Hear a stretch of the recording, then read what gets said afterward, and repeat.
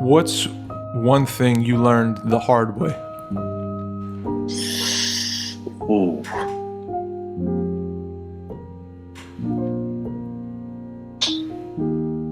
This might be fairly obvious, but absolutely nothing is going to happen the way you think it's going to.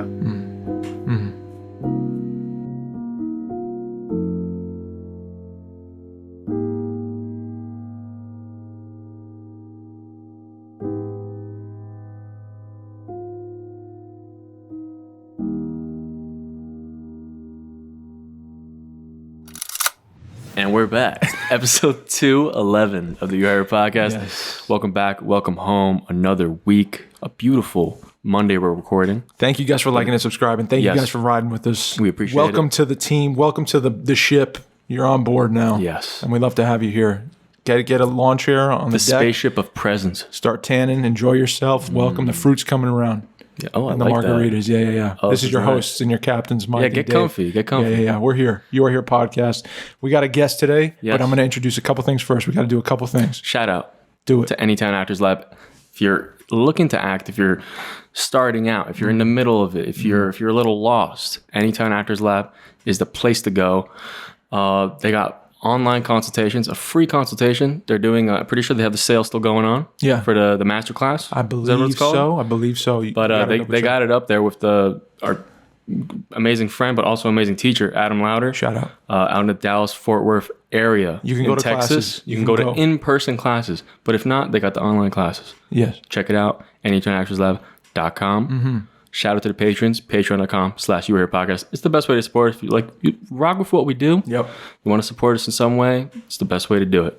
Put it back into the business. It's grassroots, baby. Give us your money. Okay, that's how it is. Yep. Twitch.tv/You Are Here Podcast. We are streaming Mondays, Tuesdays. One of those days, you'll get a notification. Go on Twitch.tv/You Are Here Podcast. Hit the follow. You'll get notified. And we're playing games. We're reacting to stuff. We're having a good time. We're playing Red Dead 2 right now. Yes. And it's a movie. Might be the best game all time. It kind of is. Yeah. It really is. But ride with us. Ride with us. Check it out. Yeah. And we're back. We're back. We got a guest today. I'd like to introduce a new friend to me. Hey, your friend? My no, I friend. said a new friend. We got Scott Friend on the podcast, ladies and gentlemen. Let's clap it for Scott Friend. Welcome to the show, dude. Yeah. Welcome to the podcast. How are you, my friend? I'm doing okay. How are you? I'm good, dude. I'm good. You're warm. You look warm today. It's warmed up a bit since I last spoke to you. We had a little, I don't know what to call it, polar vortex or something last couple of days. But it's good to have you back on the show for the first time. But dude, we just watched the movie. Yeah. I just introduced it to Mike. We got a lot to talk about today. Director, filmmaker, actor. That's where we cross paths. There's a lot to get into, bro. But first and foremost, I want to talk about your journey. Where you came from to get to this point we're at today in filmmaking, in storytelling. I'm really interested. So I want to get into, first and foremost, your life as it intercepts with story. Where does story become part of your life? Where do you become interested in it? Like when you're a little kid, like are you reading books? Or are books being read to you? Or you watching a bunch of movies? Like what's inspiring you and what are you taking in? That's what I want to know. That's a really great question. Thanks, dude. I feel like, as many people do, I grew up on movies. And as far back as I can remember, I remember movies. And I watched a lot of them. Got that VCR, pop in that tape, rewind, press play. Hear What was young Scott mechanical playing? voice of it. What was he playing? And do you have the rewind thing in the house where you throw it in the tape and it rewinds automatically thing? Do you have that? Oh, The speedy rewind? It was like a thing you threw it. Oh, we had it. It was cool, man. Of course you had it, dude. Grandma had I'm it. serious.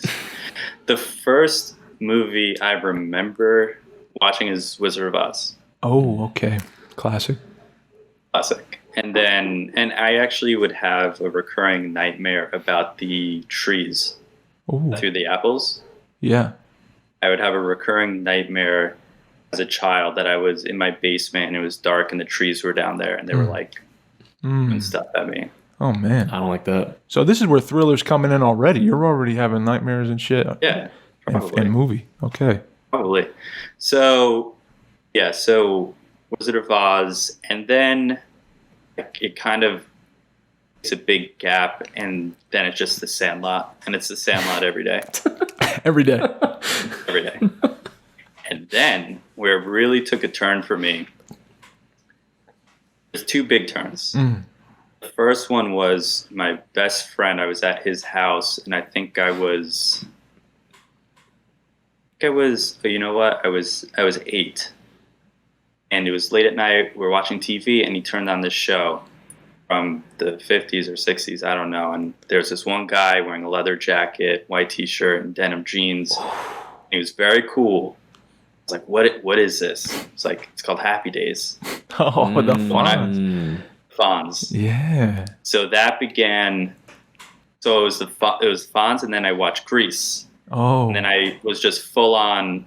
I'm a, what's the word? Leather. I'm a greaser. Greaser. Yeah, yeah. Now I'm a greaser. From age 8 to about 11, I'm greased out. You're showing up to school with the gel in your hair, and you're doing the whole thing. The white t-shirt.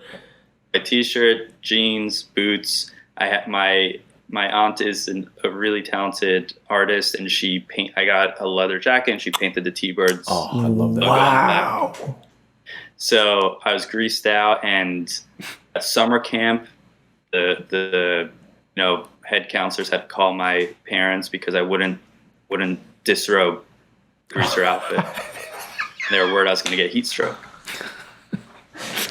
So you're in summer camp. Everyone's out on the lake, and they're doing the little pontoons or whatever, and you're on the deck like sweating to death in the leather jacket. That's been detailed. I don't even think I was sweating. I don't even know if I was. Yeah. And I became so obsessed with this Fonz, Danny Zuko image and like world.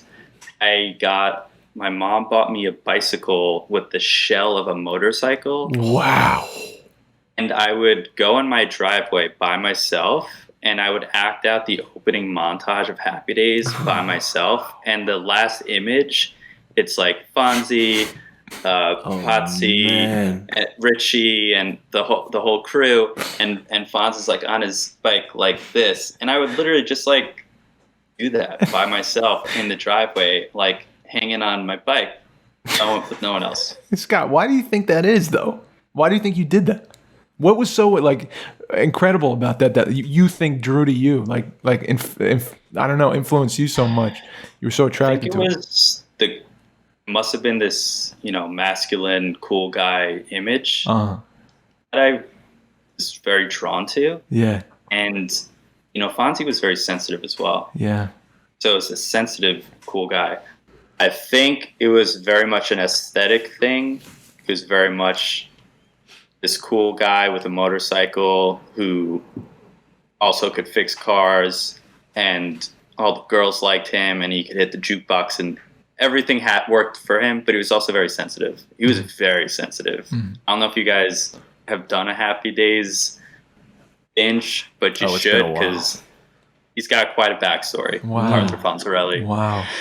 So I think it was a lot of the and also, Danny Zuko and Grease. It's a lot. It's definitely an aesthetic thing, and I just like stuff.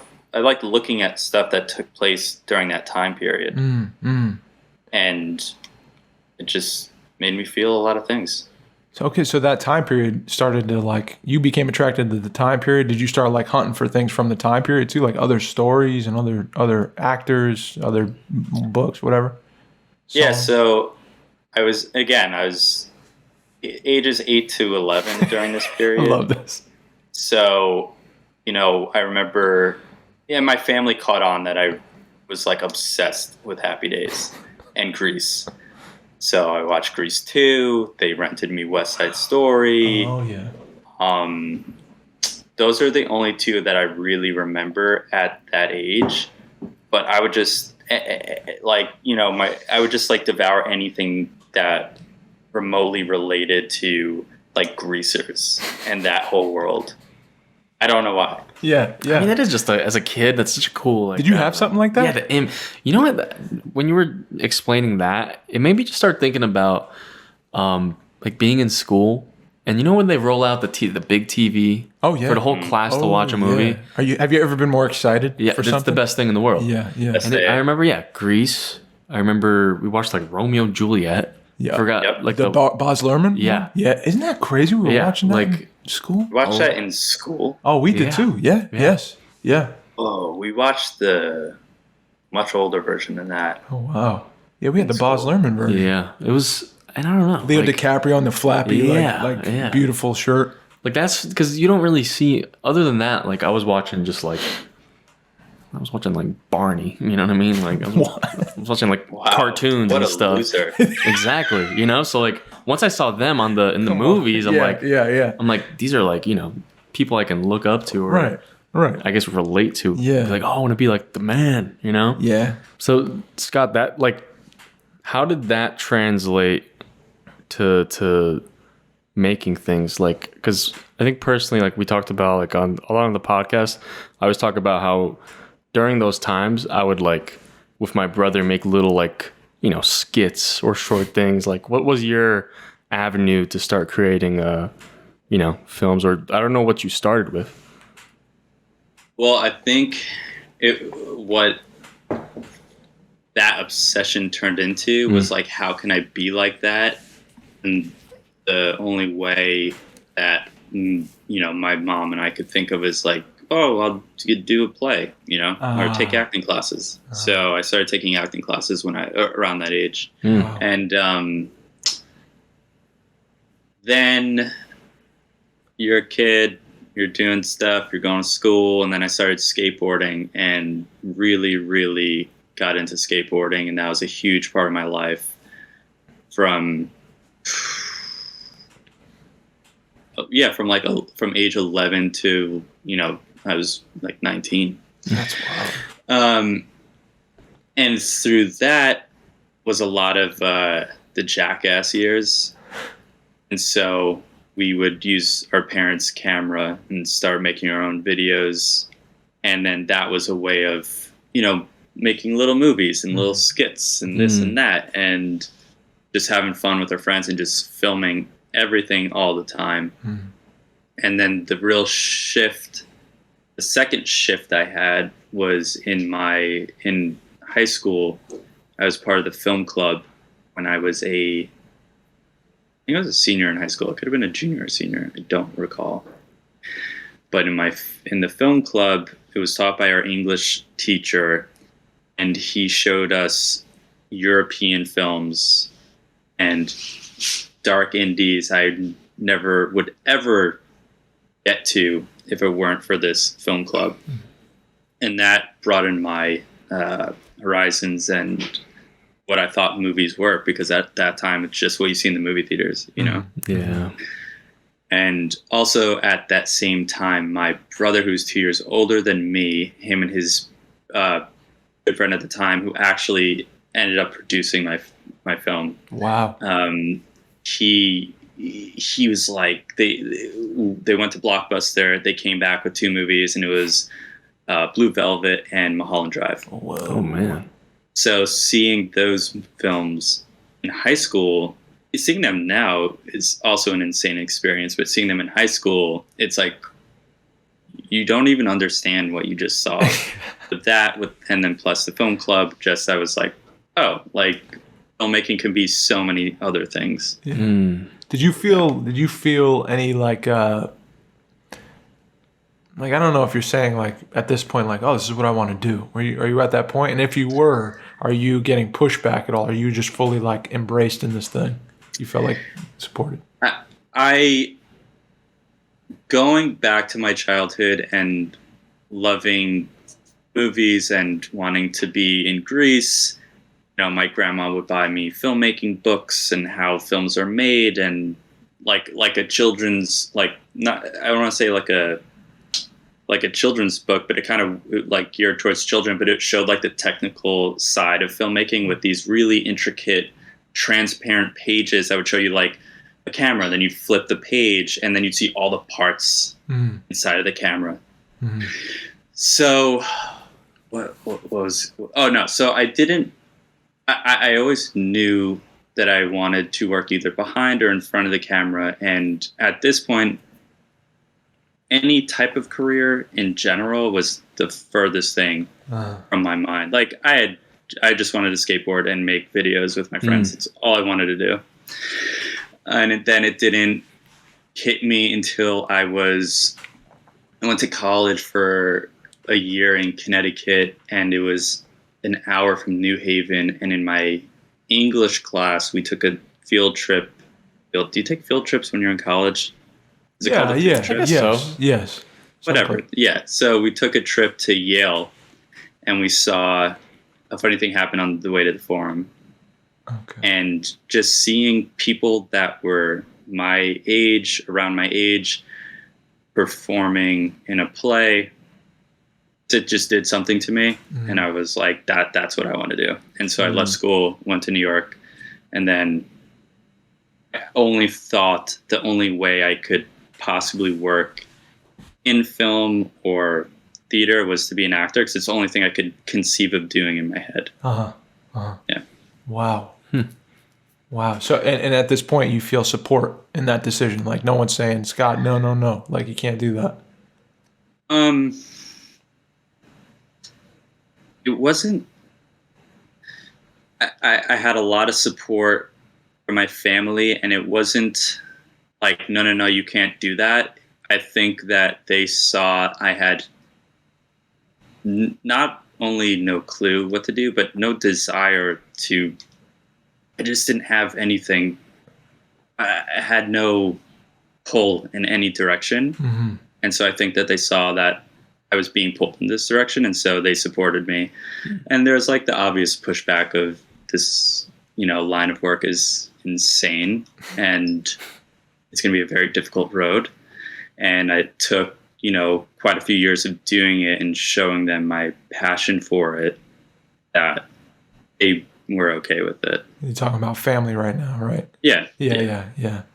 And I think this is something that's going to come back later. So I want to highlight it, because we had a quick discussion on the phone, and you brought this up, and skateboarding kind of blew my mind, that you were doing the skateboarding thing and you were pursuing it with such fervor and passion. You and you said it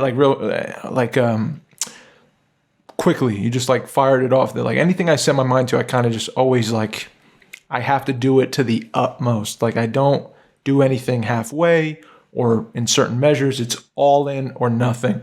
And so that quality, has that followed you your whole life in everything you've done? Like you said, boxing you got into and working out in certain ways, and now skating, and then you got into acting. Where do you think that comes from, dog? Is that just a genetic thing in you? You just were born with this thing and you've always had it? I have no clue. My brother is the same way, although he would give up on things very quickly. And I'm not sure if it was growing up and seeing him throwing himself into something so hardcore and then giving up that made me feel like, I think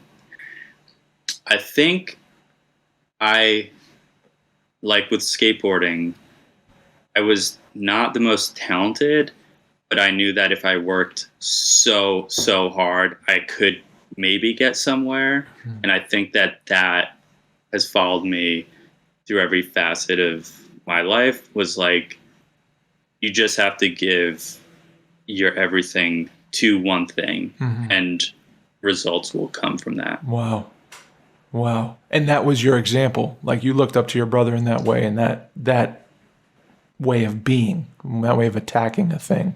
And, I think so. Yeah. I was going to ask that follow-up, who were some people that you looked at and you were like, wow, they worked hard. They were the best at their thing. They worked overtime and results came. But I guess you just answered that. Yeah. I wanted to ask, you talked about when you were first, you took acting classes as a kid, or your grandma signed you up, you said? And gave the books? It was, I don't know who signed me up for the acting class. I'm sure it was a group decision. Yeah, and doing the plays and stuff. Because whenever I thought of doing that stuff, because I always recognize there's plays going on. I'm like, oh, I can't be that's how on a stage. Yeah, same. As a kid, I don't know. That was so I don't know. that's the last thing I'd be doing. Yeah. You know what I mean? But it was Which is like interesting. one of my favorite days of the year. Yes. Do you know, would it happen in your school Yeah, where yeah. like they would do a preview of a play? Yeah. They'd have the first like few minutes of the play and you'd get called to the ascent, like the auditorium or the theater, and you'd go watch. Dude, I was like, I remember sitting there every year and just being like, it's so cool that Joe Ferreri's up there right now and he's like playing Danny Zuko and he's doing this shit. It's great. And then he's in my math class and like chopping it up. I just thought it was so beautiful, but I always felt the same way. Like, I can't do that. Yeah. Can't do that. Yeah, I wanted to ask, like, when you did that, did you feel a connection instantly, or maybe, I don't know, what happened there? I think that I just love the idea of just performing, and not in the sense of being a performer, but making people laugh or happy in the childlike way of performing. Yeah. You know. I remember this play we did at school. I don't even know if it's a real play, if it's something that the science teacher came up with. And I had a smaller role, and my character was like the wacky guy, and I had like a whoopee cushion. There's a scene where I did like the whoopee cushion, and like the whole school laughed, and it was like, you're the king. I did it, and you all saw it. I got you guys. You guys. Yeah, you had an effect, and that does something to you. You're like, wow, I moved this whole crowd of like peers to laugh, and that is a beautiful thing. Oh man, that feels good. That feels good. Man, like, I don't know. So now you're getting into college, and you took that year. Now you took that year in college. You see the play. You see people your age doing this thing. You say, I'm going to New York City. You just hit the ground running. You're just like, now I'm here. I'm a New Yorker now. I'm living in the city, and I'm going to acting classes. Is that what you did? Yeah, precisely. Wow. Went to HB Studio. Was the first acting class I went to, and I was 19.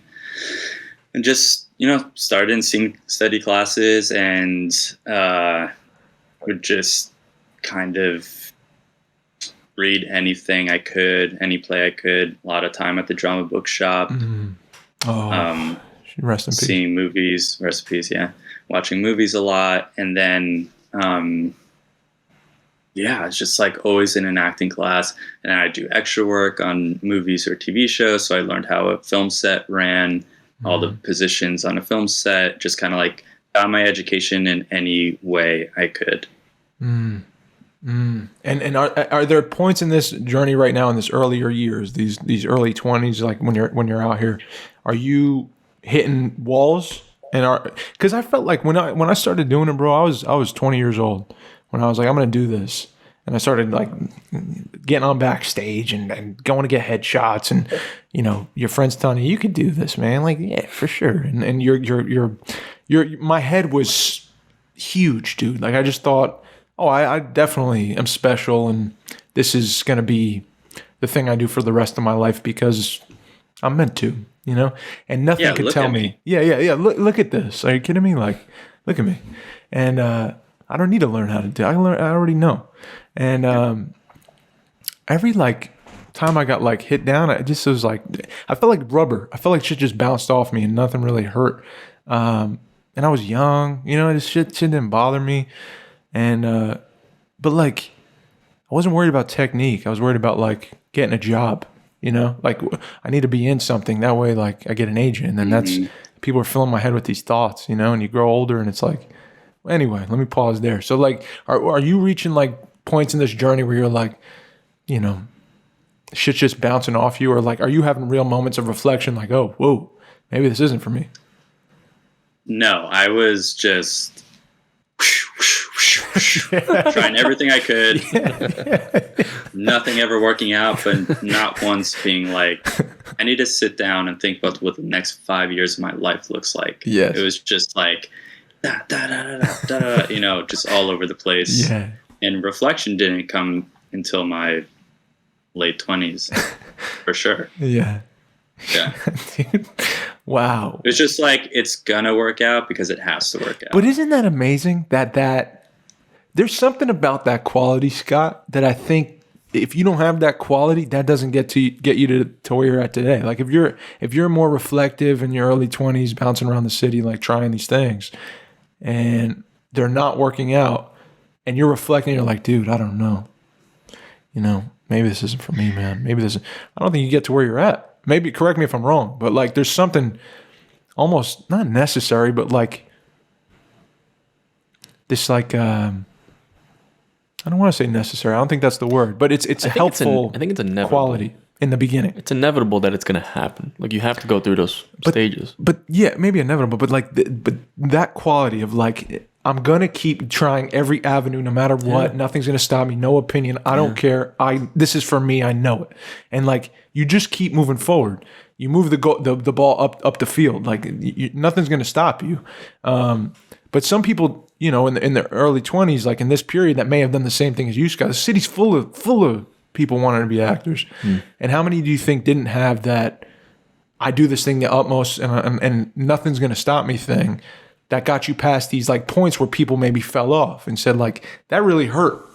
I'm going to go do the safer thing that I know is here still. Like I still have this option to go work in this line of work, So I'm just curious, like, you ever think about that? Like I started to reflect now because I'm 32. I'm looking back on these years and I'm like, dude, if I wasn't so stupid and like headstrong and just selfish and egotistical in these like certain ways, in my way, I'm talking about me. I think I would have been. I was jaded. I just feel like I would have stopped. I would have been scared. I would have been. I'm too ugly. I can't do this. I'm not good enough. They said no. This hurts. Bye. But there was something about the quality of like, finally, a lane opened up for me. I felt in my life where it made sense, and I, for the first time in my life, stopped being scared of trying it. Like everything else I was scared of like doing. So this was like my one thing. And if I'm not going to do this, like I'm not going to do anything. You know what I mean? I was like, every day I'm going to do this and nothing's going to stop me. And so I'm sorry. I'm just rambling, but I wonder if you think that was like a necessary thing or like a something that was in your path for like this quality of you in that younger years for a reason. And then like you obviously evolved from that. You're more reflective now. Yeah, I mean, I think it had to have been because how could you even, I don't know how you could continue trying to do this impossible thing if you don't have it in you. Yeah. Because it's insane. Yeah. It's just, she's like my second grandma. My grandmother's best friend is an actress, and when I first came to New York, she's who I really relied on for an education. And one of the first things she says, when you decide to be an actor, you're taking a vow of poverty. You're not going to make money. You're just not. And so I'm glad I was told that at a young age, because I was like, of course, I was like, yeah, I mean, by this time next year, I'm probably going to be a lead on a show or whatever. But I was like, this is what it is. You don't make, it's impossible to make a living. You really have to love doing this thing. So that was in me. Yeah. Oh man. It's that's a good piece of advice at a young age. Yeah. That's a real good piece of advice. I thought I was going to be Vinny Chase, dude. I was like, yeah. Oh, yeah. For sure. No, for sure. I think we all thought we were going to be Vinny Chase. that was the big influence, Vinny Chase. Yeah, I'm going to bring me and my friends to Cali after we booked our first big thing. And yeah. That's how life's going to go. But that's good to have like a grounding. What's her name? Ina Rosenthal. Ina. Shout out Ina. Wow. Yeah. Okay. So where we crossed paths, guys, we went to this little school called Playhouse West Brooklyn Lab. I'm curious because I never got the story from you. I love always asking like alumni. How did you find the school? Like what was the path to it, and how did it impact you if it did? This is a great question. So when I was want to say 24, hitting a lot of walls, little things here, there, commercial here, commercial there, short film. I was starting to evolve how I thought about my life and what I wanted to do. And I knew always I want to work in the film industry, whether it's behind the camera, in front of the camera. Mm-hmm. So I went back to school in Manhattan, and I was studying screenwriting, and I had to get an internship. So I got an internship at a management company, and it was great. It was a really, really educational experience that I recommend any young actor to do, because you learn how a management company works, the casting offices, all that stuff. And this actor that this company represented, he was doing Of Mice and Men on Broadway. Wow. And he was talking about this school and this and that, and I was like, I gotta give it one more chance, one more shot, Wow. So at this point, I was like, I'm gonna work at this management company, I'm gonna become a manager, a producer. I love actors, I love movies, I love theater. So this could be my way, towards that. And then when this actor came in and was talking about the school, I went and saw the play, and I was just like, I gotta give this one more shot. So that's how I got to the school. Dude, I love asking, because it's always kind of a story like that. It's always like in my opinion, like the people I've asked and I've heard these stories, like it's kind of like this make or break moment, and then this somehow paths get crossed, and you're like, oh shit, there's a place where I can maybe learn how to act and like get something from this. Like I'm gonna try. For me, it was the same way, dog. It was like working a job I hated.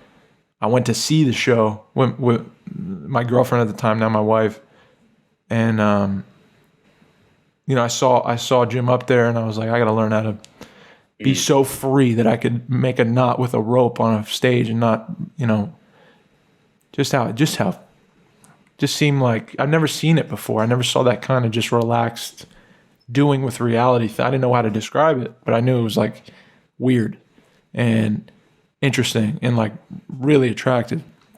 And I was just crying to her in Bryant Park, like, I got to quit this job. I got to try this acting thing one more time. I'm 24 at the time too, and I'm like, I got to do something here. And then she was like, do it. So the job closed up on its own. The job they outsourced, so I got an free out with severance, and I said, I'll take that. And then I walked into the class. Yeah, dude, but you were already in there. You were already doing your thing for a while. You're in the OGs, the lead, the beginning class. Oh, yeah, Scott's in the OG category. Were you in the same classes? No. I was 2 classes behind in the Did you ever like cross? Wolf Pack, dog. Okay. But you've like crossed paths. Oh, yeah. So the first... Yeah, I want to ask a spicy question. Oh, go ahead. What's the first impressions of Dave? I want to have an exchange here with you guys. Scott, he probably didn't even remember me, dude. No, I do. I don't know if it was the first time I met you, but the first memory of you was when we were doing Waiting for Lefty. Same. And those like 6 a.m., workouts in Fort Greene Park in the winter. Oh, what? That happened twice. And then the haircuts that we gave each other. Oh, what? I never heard about this. Yeah. Come on. Yeah. Oh, yeah, man. What happened? Yes. What? That's where I guess that's kind of where we started spending time together. Yeah, dude. Mm-hmm. And we would eat like oatmeal at Junior's and like, dude, yeah, there was a whole like couple of months, but there was realistically like 5 or 6, like legitimate meetups, and we met at like 6 a.m. and I was in Jersey, so I'm leaving at like 4 a.m. thinking like, this is what it takes, dude. Like I gotta not eating and just, the play is like we're the circumstances we're in this union, and we're losing all this money, we're hemorrhaging money, we're all broke. Yeah. And the union boss is like, we're having a meeting tonight. Okay. We're going to take back our power and get our food for our family and like money and the wages we deserve. And so we're like this little union, and we're trying to bond. That was the goal. So do with reality and bond. And we're shadow boxing in Bryant Park and running around and singing songs and not eating, like just stupid things like giving each other haircuts. Yeah. I love it. Just ridiculous stuff. But yeah, I remember you from that too, man. I remember you from that too.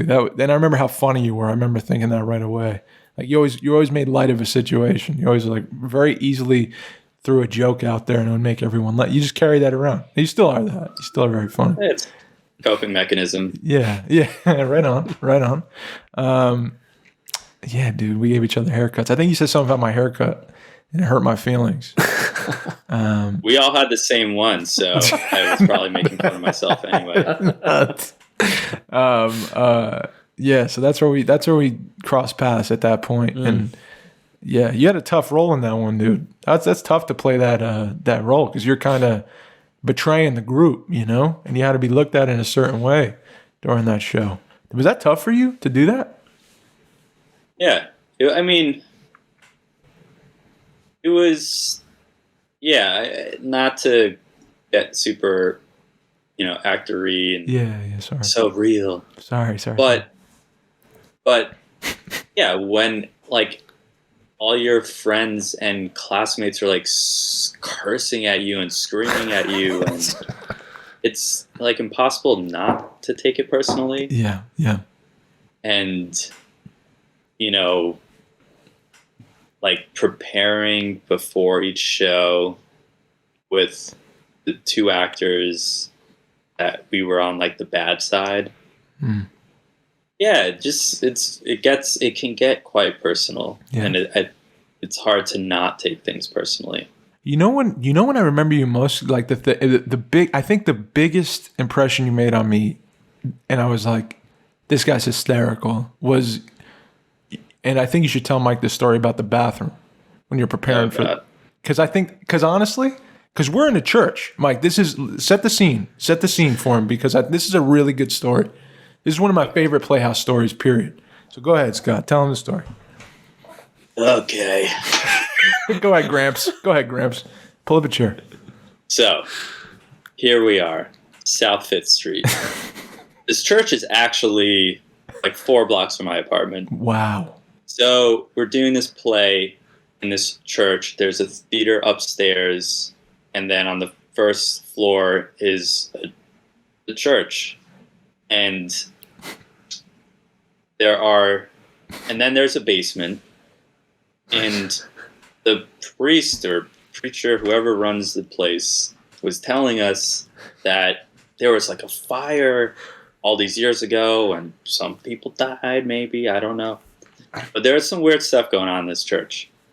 So that kind of set the scene. So me and these 2 other actors that were on the bad side of things, we would prepare in the basement of the church with the boiler room and like brick rooms with no light. It's horrifying. And I actually have videos of being down there. It's just a scary place. And then upstairs, the 2 bathrooms were next to like, there's like the church, and then you come out of it, and then there's the bathrooms here, and then there's a big hall, and then the stairwell, and then up on the second floor, that's where the theater is. So my character doesn't show up until about like 35 minutes into the play. So everyone would storm up onto the upstairs, and I would just be alone for 35 minutes. So I had my whole routine timed out, and I would do my thing, and I would do what we in the biz call a pre-show poop. The nerves are going, butterflies, the adrenaline's pumping, and you got to be light. You got to be light, dude. I knew that at 8:30, 8:25, I got to be ready. So I had a solid 25 to 30 minutes. So everyone would storm upstairs. I give it a couple minutes. Some people would show up late. Then I go to the bathroom, and in the bathroom there was a door and there's two locks. There was like the latch lock type of thing. Yep. And then there's the lock on the doorknob that you just twist. And every time I go to the bathroom, just the latch lock, because everyone's upstairs. I don't need to fear. So I do my thing, I'd unlatch, leave, and then I go up and do the play. And then on our last night, this is the last performance. Everyone goes upstairs, I go to the bathroom, and for some reason, I have no clue. I did the latch lock, and I was like, let me do the door lock. So I did the door lock on the knob, do my thing, and done, wash my hands. Always gotta wash your hands. And I unlock the latch, and then I try unlocking the door knob, and it won't unlock. Oh no. I'm tugging at it. I'm trying to open the door. It's not opening. I'm doing the thing. It won't. It's just spinning. Like it's not catching anything. The lock is just spinning around in the knob. Oh no. So it's like also freezing in there. I don't know if you remember, Dave, but yeah, it was like 10 degrees. Bathroom. It was so cold. Like, it was so cold. 10 degrees. I don't have my cell phone on me because I'm in character. This play takes place in the 20s, right? No cell phones. The only window in the bathroom is this thin. So I can't get out of the bathroom. So I'm locked in this bathroom and I just start pounding on the door as loud as I can. But everyone's upstairs in the theater. And it's not a quiet play. Everyone's screaming on the top of their lungs the whole time. So I'm pounding on this door, pounding, and I'm screaming on the top of my lungs. I'm punching the door, nothing. My knuckles are getting cut up. And it's not just like, this is the last performance. They're expecting me to be up there in 10 minutes. If I don't go up there, what happens to the play? Everyone's already pissed at me in the play, but now they're going to be even more pissed in real life because I'm going to ruin the play. It's not only that fear, it's the fear of, this is the last performance. No one knows I'm here.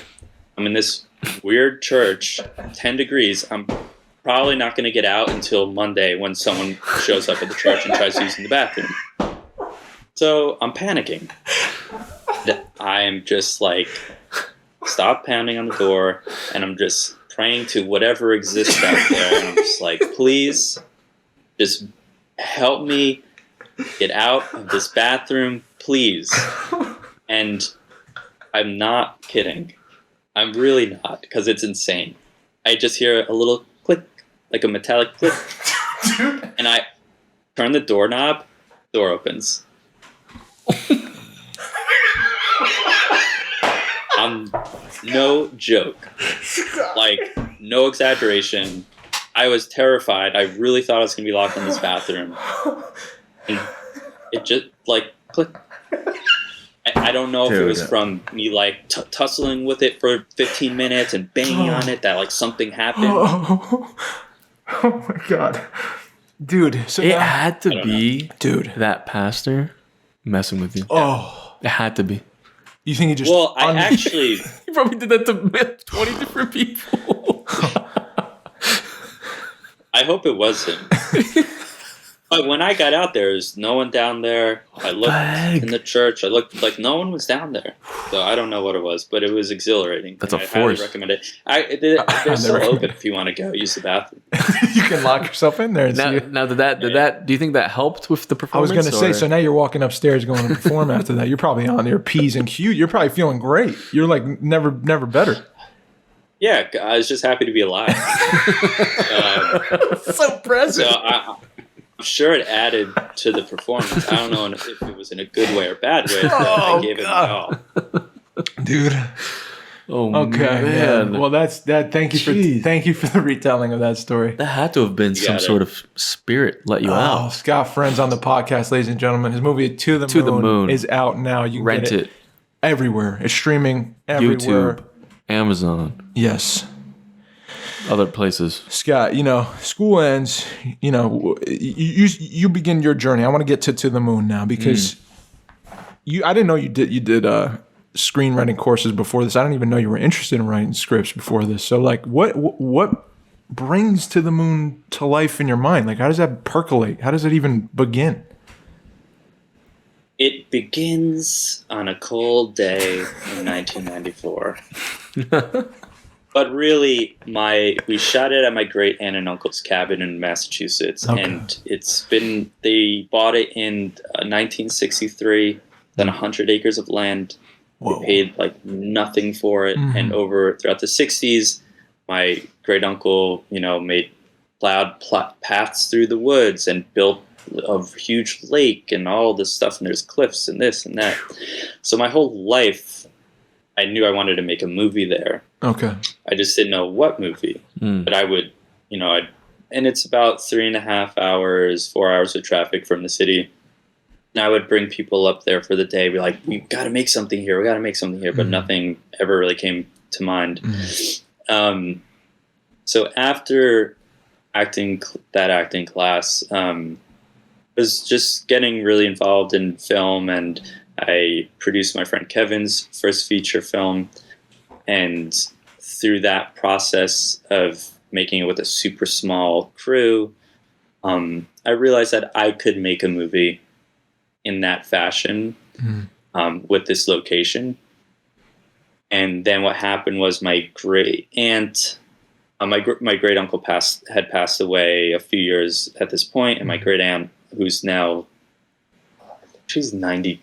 I think she's 90. She's 92. Wow. Yes, I just spoke with her 2 weeks ago. She's 92. Wow. And she said that she just couldn't really take care of the house anymore. It's not her permanent residence. It's like, summer, winter house, whatever you want to call it. It's a cabin in the woods. And yeah, so she people weren't using it as much as they used to.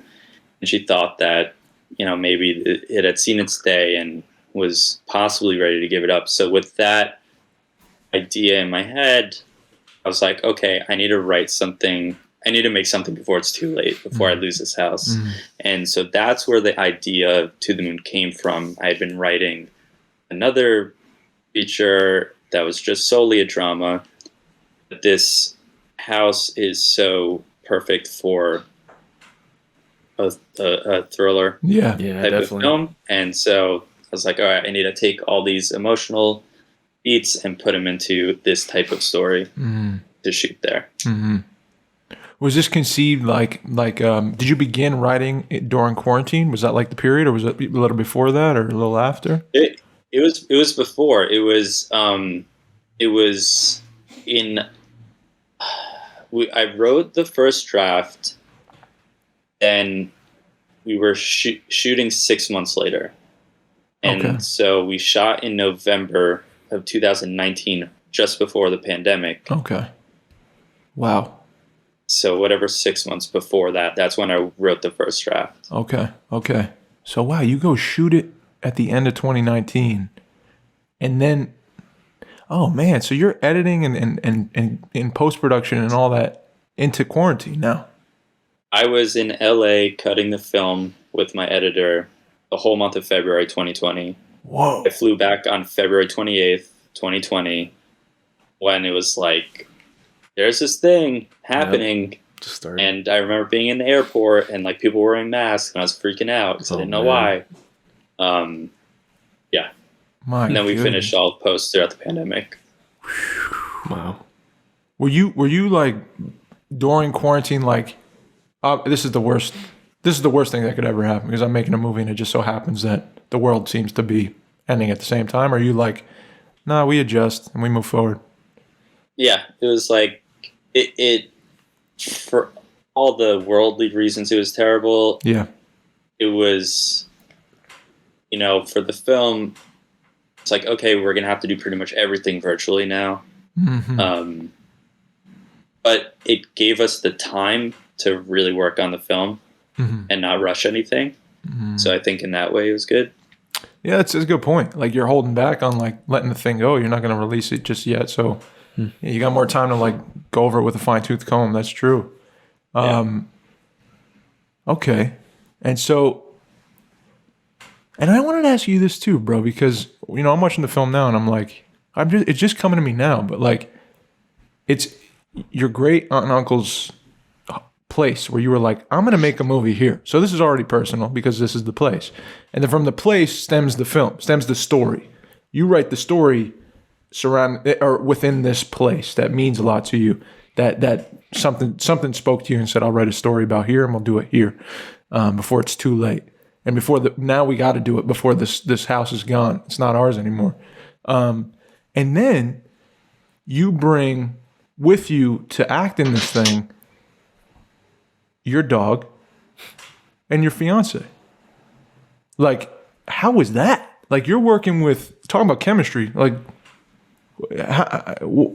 was there ever like a question in your mind of like, oh, should I cast this thing or it's always I wrote this thing for my fiance and now my dog's a part of it. And I don't know how close you are to Will. Shout out Will, or the rest of the team that got on board. I'd love to talk about how you assembled the team, but yeah, man, like, what an embarrassment of like riches in the chemistry department, because it's just your family.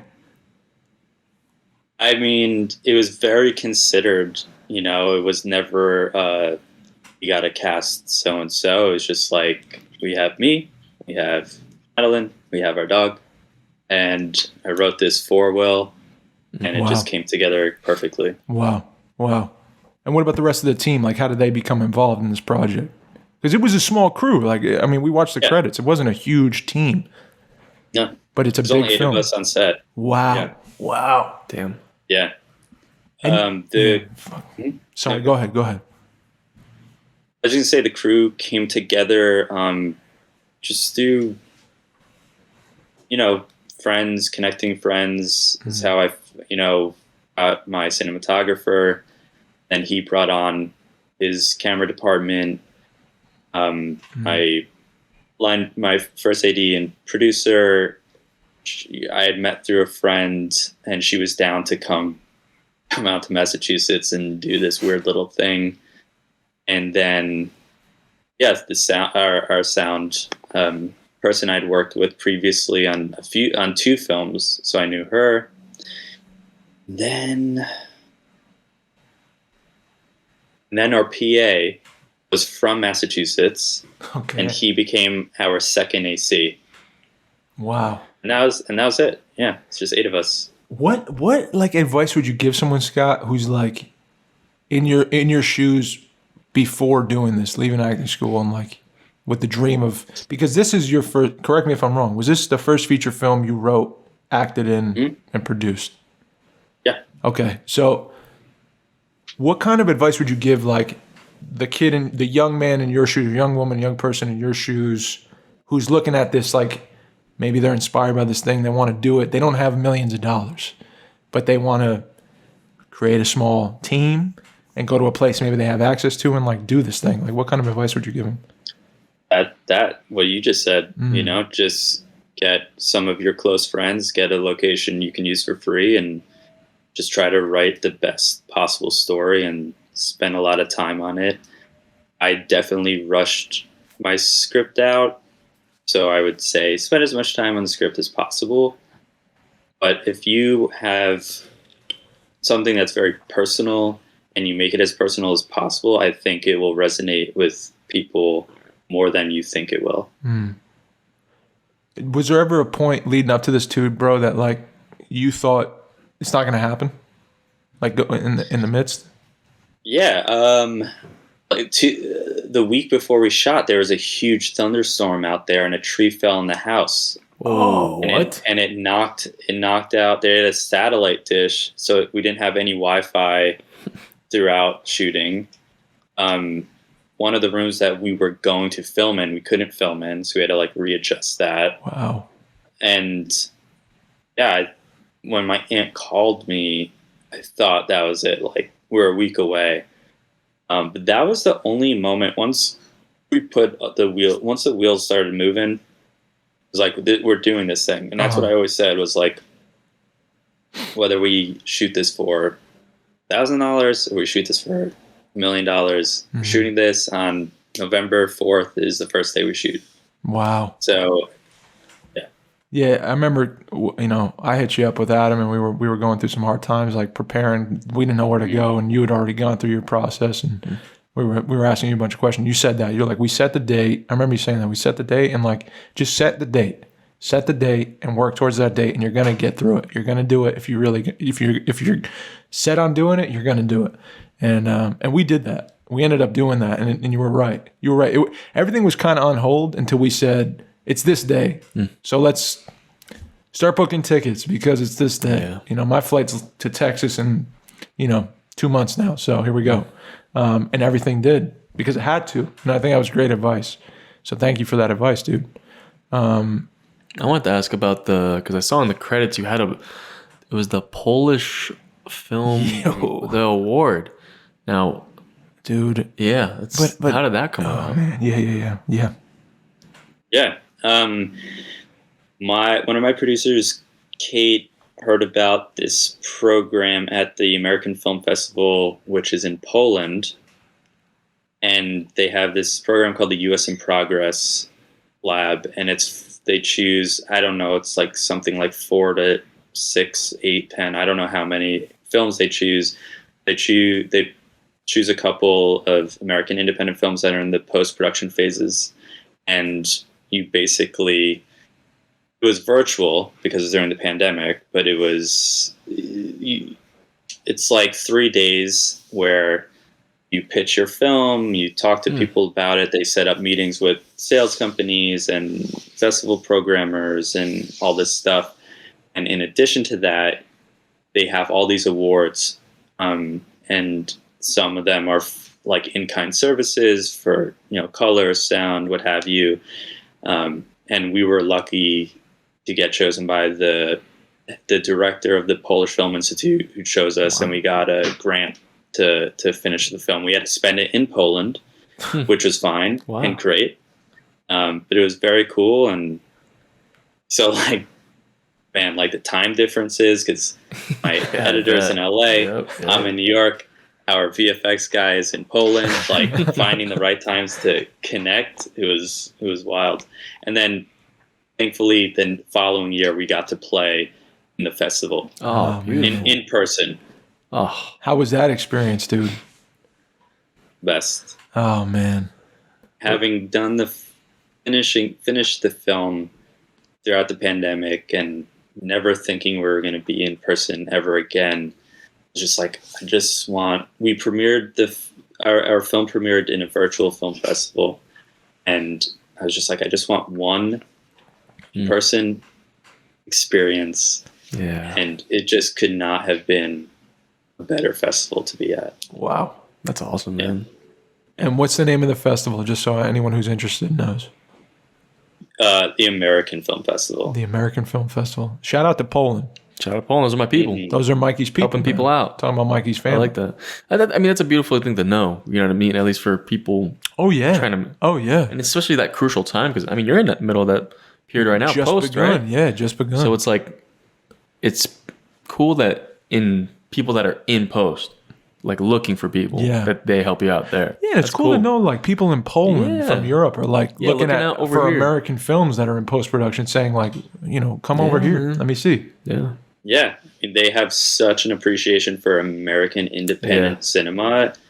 Unlike, I haven't met everyone in the world, but they are so passionate about it. Wow, they have a whole film festival about it. Wow. Yeah. I keep getting what's it called? When I talk to my mom a bunch, she always tells me oh, there's this local film festival thing where they're showing, but they always get if you submit for those festivals, they will accept. Yeah. And they will show. Wow.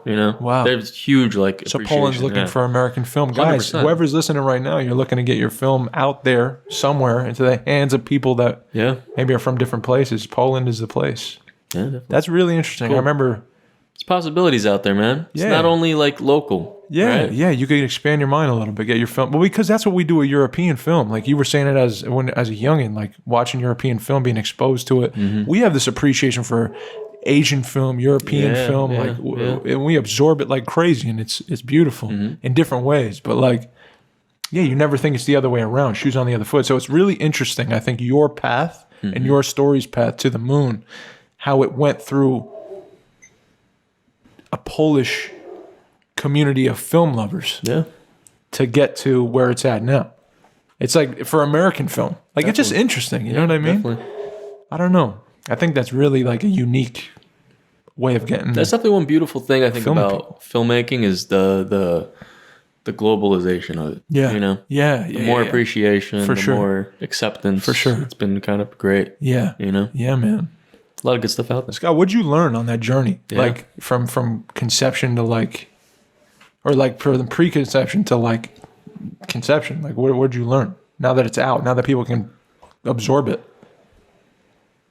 Everything. No, it's just you don't know a thing until you do it, and then you do it, and then you know. And everyone's experience is different.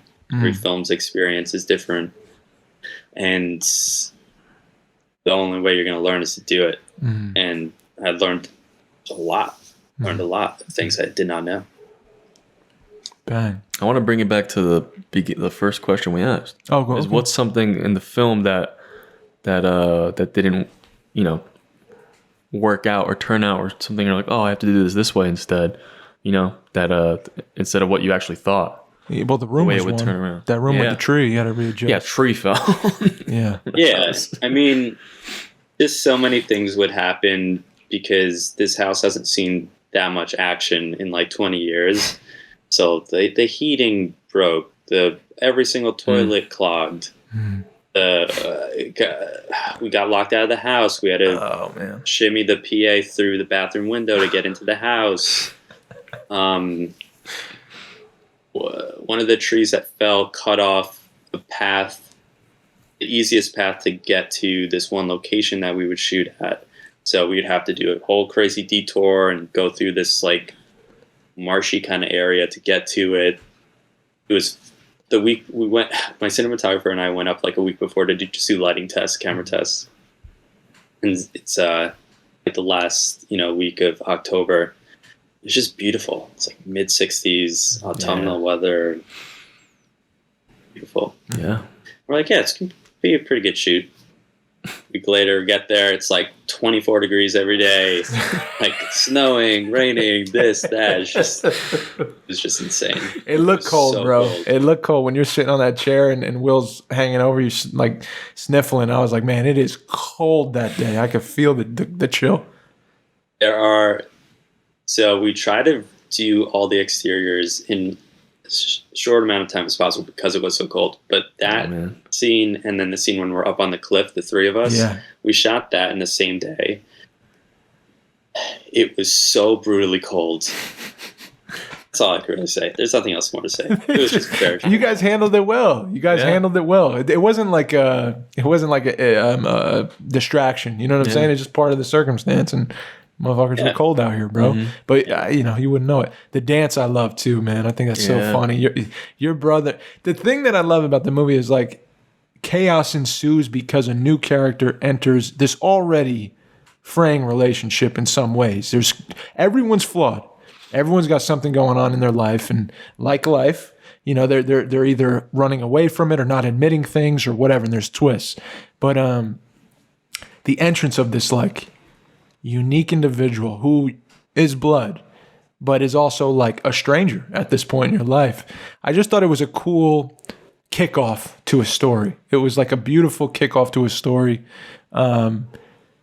It's so funny at times, dude, which I wasn't expecting. Like even the dog, like we were talking about, like just the whines in certain moments, and like you don't expect it, but it's funny in dark ways. And I don't want to give parts of the movie away, so I'm going to withhold some things, but getting on the phone, on that rotary phone with with your agents and stuff like that, like dude, it's a film that I would suggest watching because it's a fun ride.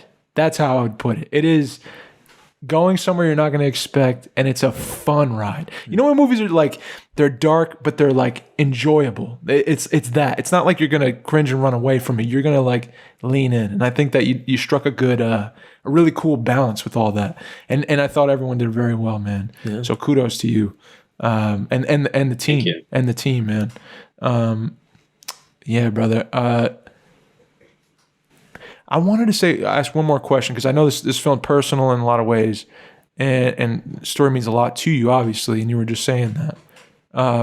But like the brother's character and your character, you know, he had a history, and we don't get into it, which I love. I don't know everything, but I do know that he fumbled. There was some whispers about being away somewhere for a time.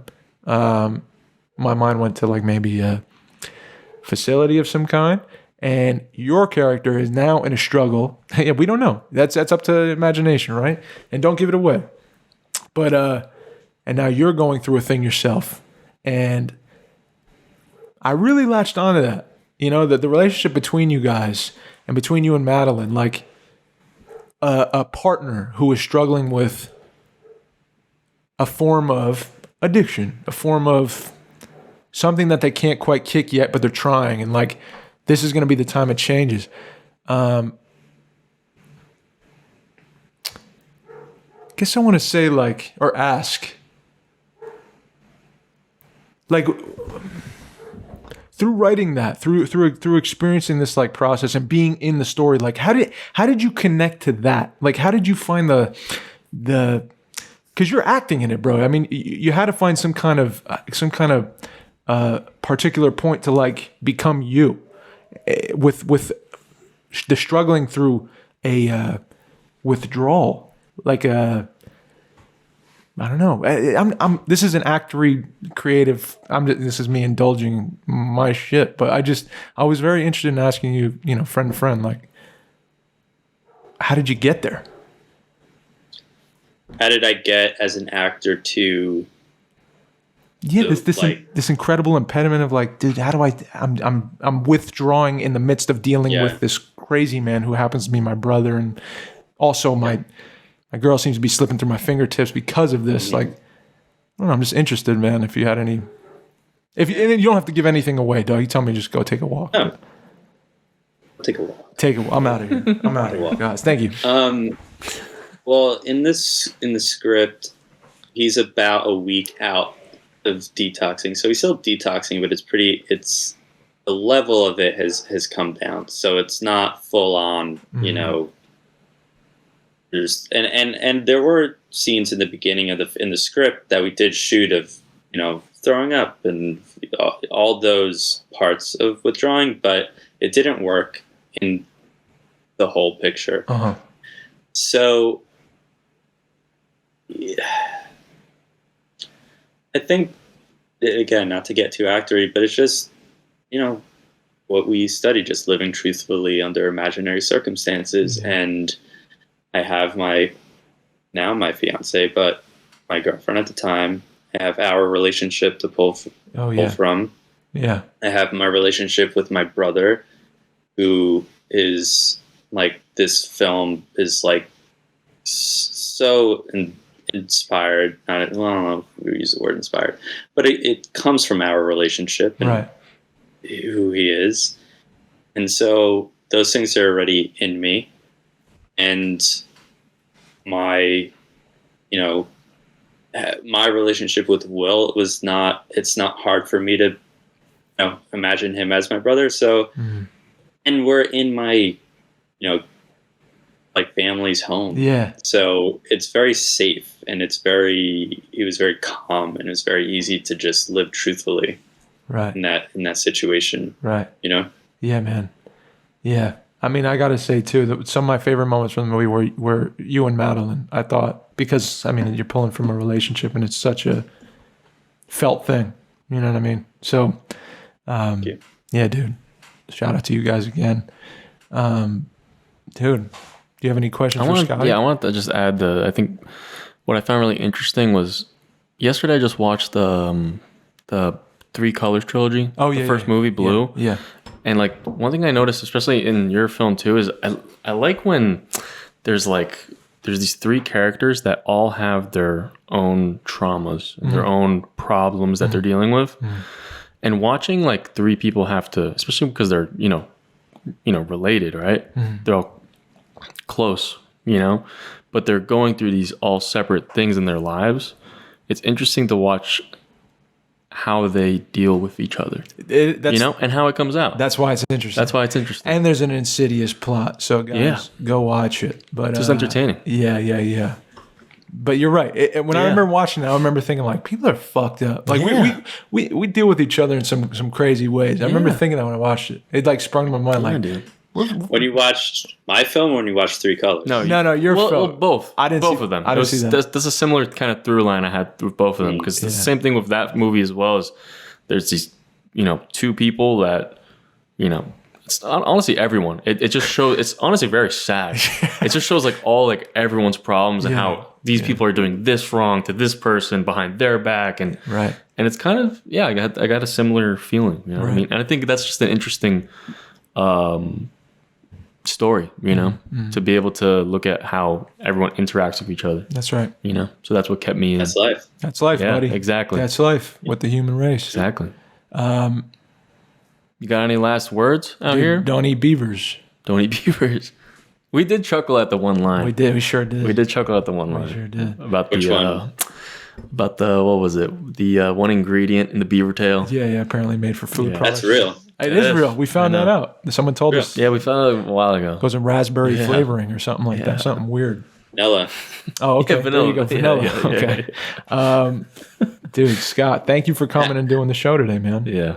We appreciate Thanks you for having me. I'm glad we got to. Yeah, we got to through this point. the. Dude, I'm glad. So I'm glad it's been a long time coming. I'm sorry for the technical difficulties, guys, and I'm sorry, Scott, above all. Sorry for bringing you on here and having 211 episodes of like damn near perfect shit. And Scott getting the brunt of it, but we appreciate you coming on, man.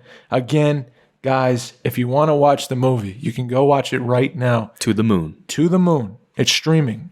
Basically every platform there is. Link down below. Links below. Click the link if you want to go watch that. Leave a review. Scott, any last words, man? I'm hungry. There we go. Well, what are you having for dinner? Yeah, what's on the menu? What's on the menu? I can smell a type of chicken curry dish. Oh, yep. Well, now I'm hungry. Oh my gosh. Yeah. Enjoy dinner. Enjoy dinner. Enjoy it. Thank you. Guys, you want to follow us on, you can follow us on twitch.tv/YouAreHere podcast. We're going to be gaming tonight. Boom. You can always find us there or follow us if you want. If not, it's all good. You can hang. AnytimeActorsLab.com, official partner of the You Are Here podcast.